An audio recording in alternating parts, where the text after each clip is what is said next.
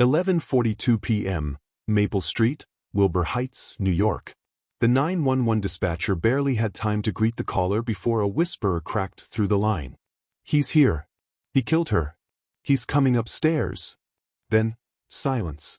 The call traced back to 1429 Maple Street, a tidy, two-story colonial with yellow shutters and a white porch swing. A home that had no history of violence. A home where the Harrisons lived, by all accounts, a perfectly average American family. Except tonight, the lights were off. Except tonight, the front door was ajar. And except tonight, someone inside was missing. Before we dive into this gripping story, drop a comment below and tell us where you're watching from.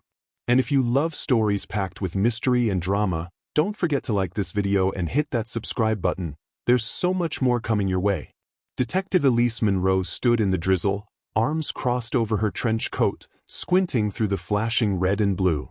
She hated midnight calls. They always carried the scent of something unfinished, something broken. Inside, officers were already canvassing the house. Blood was on the carpet in the living room. A wine glass shattered on the floor. No sign of forced entry. And no sign of Lila Harrison, the 16-year-old girl who made the 911 call.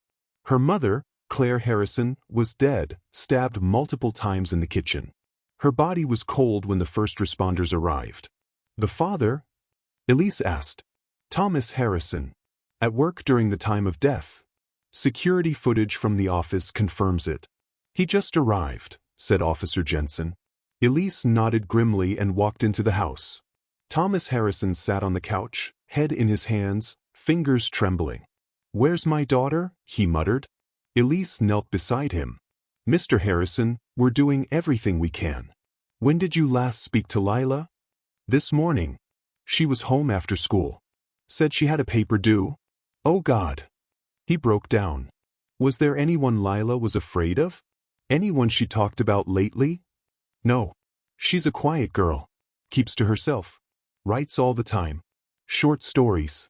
Some dark stuff, to be honest." "Can we see her room?" He nodded. Lila's room was nothing like Elise expected. Not a single messy corner. Neatly stacked books, fairy lights above the bed, and hundreds of sticky notes on the wall. Each one had a line. Some from poems, some from what looked like diary entries. But one caught Elise's eye. It was written in red ink. "He watches through the window when Mom thinks I'm asleep." Another. "She said not to tell Dad. Said I'd only make it worse." And then, "The basement. I heard her crying down there." Elise's heart clenched. She stepped back and whispered to Jensen, "Get me access to the basement. Now." The basement had been locked with an old key. No one thought to check it. Thomas swore it hadn't been used in years. But when they pried it open, the smell hit first, stale air, dust, and something fouler, something like fear. A cot. A camera. A wall of pictures. Lila in different outfits. Sleeping. Walking to school. Reading in the park. Someone had been watching her for months. "Jesus Christ," Jensen whispered. "Who the hell was living down here?" No one answered. Elise stared at the wall. One picture had today's date scribbled on it. And below it, she found out. "She has to be quiet now." They found it by accident. A folded note tucked into the air vent behind Lila's desk. It was addressed, in shaky handwriting, to Dad. "Dad, if you're reading this, I'm sorry I didn't say anything earlier. I didn't know how. He said he'd hurt Mom if I told you. It started last summer. When you went to the conference. Mom brought him here. Said he was helping her heal. I don't think she meant physically. She said she loved him. I heard them fight. A lot. She begged him to stop coming. But he never did. Last week, I told her I was going to call the police. She begged me not to. Said he'd kill us both. So I made a plan. Tonight, I was going to run away. But I think he found out. If I'm gone, please look under the floorboard in the attic. You'll know. I love you. Always did. Lila." Elise's stomach dropped. This wasn't random. This was planned. Covered. Controlled. And Lila may have known more than anyone thought. By 3:30 a.m., they reached the attic. It was dusty, full of old boxes and insulation. Elise lifted the floorboard Lila had mentioned, And there, in a waterproof pouch, was a USB drive and a notebook. The drive contained hours of secret audio recordings. Lila had been taping her mother's conversations. The last file was named finalproof.wave. Elise plugged in the laptop. Headphones on. Claire Harrison's voice, tearful. "You said you'd leave us alone." A male voice. "I said I'd protect you. But your daughter is making it hard." Claire. "She's just a child." "She's a problem. And problems get solved." Lila's voice. "He's here. He killed her. He's coming upstairs." By sunrise, Elise Monroe stood outside the Harrison home, the USB drive still in her pocket, her mind whirling. Who was he? She asked aloud, almost to herself. There was no name in the recording. No photographs. Nothing that pointed to who the man threatening Claire and Lila actually was. But the voice, smooth, assertive, cold, stuck with her. She'd heard something like it before. Officer Jensen approached with a fresh cup of coffee. No signs of forced entry. But we did check security cams 2 blocks over. One caught a figure running around 11:40 p.m. Can't make out the face, but the guy was wearing all black. No car. Just vanished into the woods. Elise looked back at the basement window. "He didn't break in," she murmured. "He had a key. He lived here." A lead came from a friend of Claire's, someone she had confided in. "She started seeing a therapist about a year ago," the friend said. "Said she was struggling with guilt with the marriage.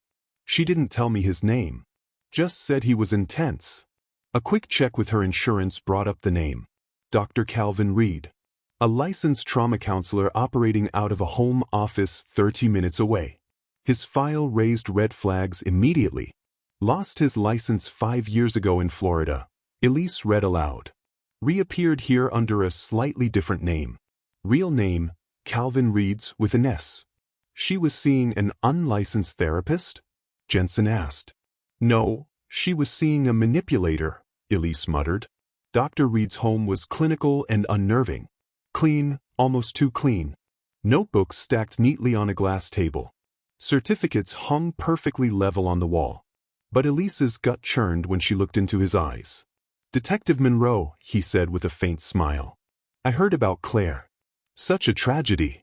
I've been treating her for emotional confusion, childhood trauma. She was complicated." "You had a close relationship with her?" "Therapeutic, yes. She needed someone she could trust." "Was that all it was?" He raised an eyebrow. "You sound like you're accusing me of something. Did you know her daughter, Lila?" A long pause. "Briefly. She was troubled. Paranoid. Thought people were watching her. But Claire didn't want me getting too involved with Lila's issues. She was very protective." Elise didn't blink. "You weren't at her house last night?" He gave a polished smile. "I was home watching TV. Alone. You're welcome to check the time-stamped camera I have on my porch." He leaned back in his leather chair. "Do let me know if you find her. That poor girl." Back at the precinct, Elise couldn't shake the unease. She pulled up the audio file again. This time, she isolated the man's voice, looped it, and handed it to their forensic audio specialist. "Can you compare this voice to a public sample from Calvin Reed's online videos?" 20 minutes later, the specialist returned. "It's not conclusive. But the waveform match is over 80%. Could be the same man. The inflection, the cadence, it's close." Elise's blood turned to ice. Close is enough for a search warrant. They raided Dr. Reed's home that night. At first, it seemed clean. Too clean. But Elise noticed something odd behind a tall bookshelf, scuff marks on the floor. They pulled the shelf back. A hidden door. Behind it, another room. Dimly lit. A single chair bolted to the floor. Chains. A camera. A monitor showing 4 live camera feeds. One of them pointing directly at Lila's bedroom, another in her school hallway. "He was watching her," Elise whispered. "But in real time." And then Jensen gasped. "The 4th feed now. That's Lila. She's alive." Elise's pulse thundered. "Trace the IP. Now." The text scrambled. Within minutes, they had a location, an old storage facility just off Route 49. Reed had been renting a unit there under a fake name. By the time they arrived, it was already dawn. They kicked in the door. And there she was, Lila, pale, shaking but alive. Gagged. Her hands bound. Her eyes flooded with tears as she saw Elise. "You're safe now," Elise whispered, cutting the ropes. "You're safe." At the hospital, Lila barely spoke. But when she did, her voice was hollow. He said he loved Mom. But she wanted to stop seeing him. She wanted to fix things with Dad. "So what happened that night?" Lila's eyes filled. "He came in through the basement. He had a key. I was upstairs. Mom told him it was over. He got angry. Started yelling. I heard the knife drawer." "You called 911? She nodded. "He heard me. I ran. He caught me. Told me I ruined everything. Said he'd make sure no one found me. Said Dad wouldn't even look." Elise's throat clenched. But he was wrong. Dr. Calvin Reed was arrested within hours. The hidden room, surveillance footage, and recordings were enough to bury him. But it wasn't just Claire's murder. Other families came forward. Other girls. Reed had a pattern. Women in crisis. Daughters isolated. He infiltrated, manipulated, and destroyed. But Lila was the first to survive. Weeks passed. Maple Street slowly tried to forget. But scars lingered. Lila went to live with her aunt across the state. Therapy, safety, healing. Elise visited her once, quietly, anonymously. Lila was writing again. But this time, it wasn't horror. It was survival. Months later, Elise received a letter. "Dear Detective Monroe, thank you for believing me when no one else did. For hearing my voice even when I couldn't speak. You didn't just save my life. You reminded me it was worth saving. I still write. Only now, the endings are stronger. And the girls don't die." Lila. Elise smiled. A rare, genuine smile. Some stories end in blood. But some end in hope. It took 7 months for the trial of Dr. Calvin Reed to begin. The prosecution had mountains of evidence, surveillance footage, testimony from multiple girls, and Lila's heart-wrenching story. But Reed's defense wasn't going to make it easy. He arrived in court in a pristine gray suit, calm, collected, as if he were on his way to a lecture. His lawyer, a flashy, high-profile defense attorney, argued that the therapy sessions were misunderstood, that Claire had invited Reed into her life, and that there was no forensic evidence directly tying him to the murder. The man was a counselor, not a killer, the defense told the jury. No fingerprints. No DNA. Just fear and conjecture. Elise sat in the gallery, her jaw clenched. Reed even took the stand. "I loved Claire. She was troubled but brilliant. I tried to help her. I didn't kill her." Then he looked directly at the jury. "And I didn't kidnap Lila. She ran away. She was hallucinating. I found her in a panic and brought her somewhere safe until help could come." The lie was so bold it made Elise nauseous. Lila sat on the witness stand, trembling but resolute. The courtroom fell silent. She stared at Calvin Reed, but didn't blink. "He wasn't my therapist," she said. "He wasn't even supposed to be near me. He watched me. Followed me. One night he told my mom if she didn't end things with my dad, he'd destroy her family. She slapped him. That's when he stabbed her." The defense tried to shake her. "You didn't actually see him kill your mother, did you?" Lila didn't flinch. "No. I heard the sound. Then I saw him, covered in blood, coming toward me. You were under duress, weren't you? You'd just seen your mother die." Lila turned to the jury. "I was scared. But I remember everything. And if you let him go, he'll do it again." A hushed murmur spread through the courtroom. Just when things seemed to reach a stalemate, the prosecution brought in a surprise witness. Melissa Garvey, a woman who once lived in Florida, where Reed had lost his original license. She was older now. But Elise could see the fear buried beneath her composure. "He was my therapist when I was 17. My parents thought I was depressed. He told them he was helping me. But he was grooming me. Slowly. Over time. He said my parents didn't understand me. That only he did." "What happened?"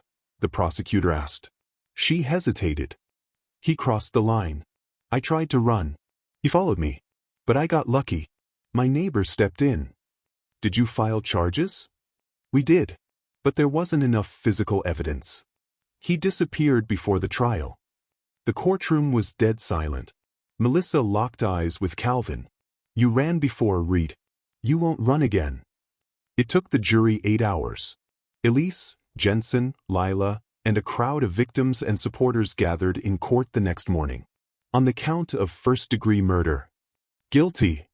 On the count of kidnapping. Guilty. On the count of illegal surveillance and stalking. Guilty. Lila broke down in her aunt's arms. Elise stared straight ahead, emotions surging behind her calm exterior. The judge delivered the sentence. Dr. Calvin Reed is hereby sentenced to life in prison without the possibility of parole. The Harrison house was eventually sold. A young couple moved in with a toddler and a dog. Neighbors, once paranoid and scared, started gardening again. Kids rode bikes. Porch lights stayed on. But on the street corner where Claire used to wave goodbye to Lila before school, a small bronze plaque was installed by the city. In memory of Claire Harrison, a mother whose love never wavered. And to all the voices who finally found the strength to speak. 1 year later, Lila sat in a school auditorium in a city far from Maple Street.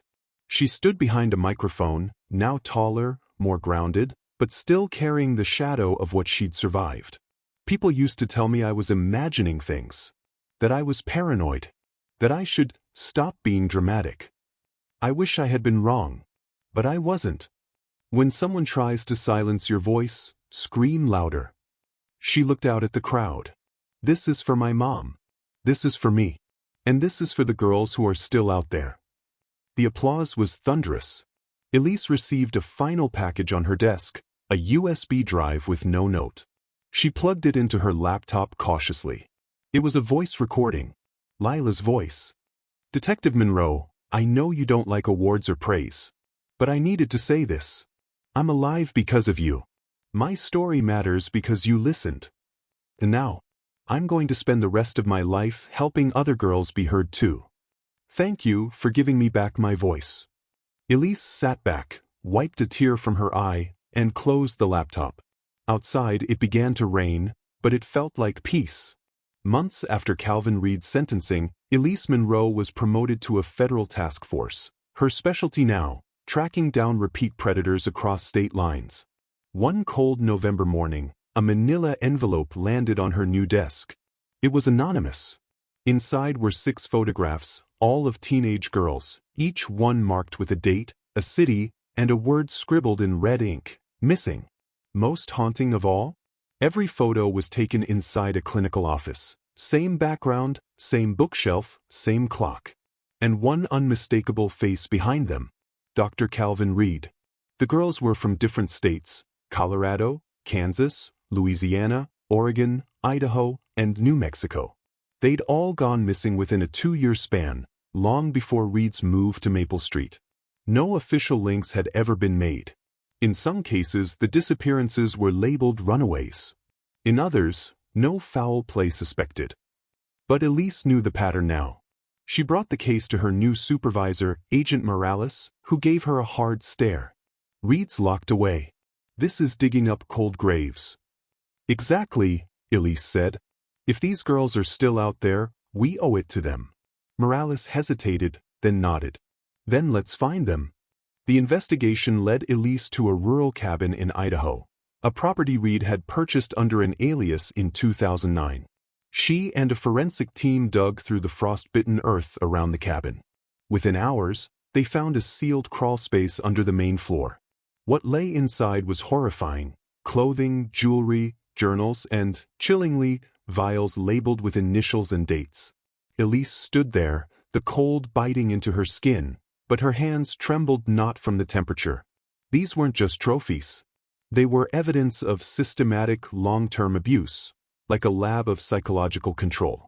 And in one journal, written in the delicate scrawl of a teenager, "My name is Elsie. He says no one will ever find me. But I write this every day in case they do. My mom's name is Darlene. Please tell her I never stopped trying." Back in Washington, Lila was now part of an underground survivor network, a program that provided counseling, housing, and legal help to victims of grooming and exploitation. She was only 17, but had already spoken in front of 2 Senate panels and visited 5 high schools across the country. One evening, after a school event in Portland, a girl approached her. Pale, thin, shaking. "My name's Erin," she whispered. I think my counselor's doing the same thing to me." Lila knelt down beside her. "Do you trust me?" The girl nodded. "Then let's go somewhere safe." Back in federal custody, Calvin Reed, serving a life sentence, was visited by Elise one last time. She laid out the photographs. 6 girls. You moved every 18 months. Every time one of them got too close, you relocated. You left bodies behind. Or worse, ruined lives that never even knew they'd been preyed on. Reed didn't blink, but Elise noticed the twitch in his left eye. She dropped a final photo, Elsie's. She wrote your name every day for 3 years, even as her hope was bleeding out. Silence. Then, almost in a whisper, Reed said, "I told them no one would care, that their voices were whispers in storms." Elise leaned closer. "You were wrong." Months later, Elsie's mother was contacted. DNA matched. Her daughter had died in captivity, but her story had survived. A small memorial was held in Idaho. Lila attended, reading a letter she'd written to Elsie. "You didn't know me, but I knew your pain. And now the world knows your name. You are not forgotten." Elise watched from afar, her badge now heavy on her belt. Justice, it seemed, was never a final act. It was a flame that had to be passed, again and again. 2 years later, a podcast called The Last Call premiered, hosted by Lila. Its first season told the full story, from Maple Street to the Idaho cabin. It went viral. Schools added her talks to mental health curricula. Legislators passed new guidelines for youth counseling oversight. In the final episode, Lila's voice spoke over soft piano. "This isn't just my story. It's Claire's. It's Elsie's. It's every girl who was told she was being dramatic, or emotional, or confused. We weren't. We were screaming into silence. And now, the pause. Now, the world is finally listening."